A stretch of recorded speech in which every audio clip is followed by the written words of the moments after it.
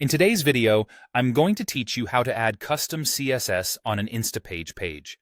By the end, you'll know exactly where to place your styles so they apply cleanly to your landing page and how to make those changes go live. First, open the page you want to style in the Instapage builder. From your dashboard, select the landing page you'd like to edit and enter the editor so you can see the canvas in the center and the configuration options on the right. Make sure you're actually inside the builder view for that specific page. That's where your design changes will be applied. Next, look to the right sidebar and click Page Settings. In the panel that opens, choose HTML CSS. This brings up the built-in code editor where you can add custom code. You don't need any external tools for this. Instapage provides a safe, contained space to insert your CSS so it loads with the page. Now it's time to paste your styles.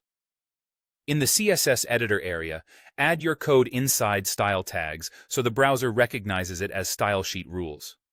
For example, keep your selectors specific to the elements you want to change, and avoid overly broad rules like targeting all headings at once, unless that's truly your intent.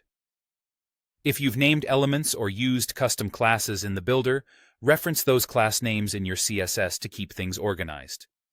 It's also a good idea to add brief comments above sections of your code so you remember what each block is doing later.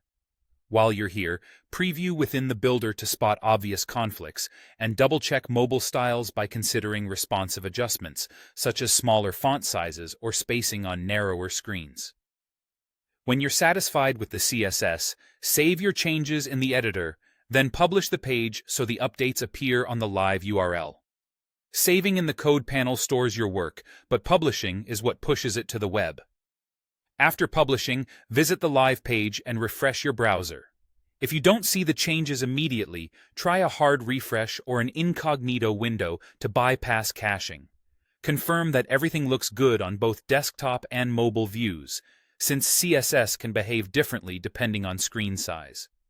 If something doesn't look right, revisit the HTML CSS area, adjust your selectors or specificity, save again, and republish.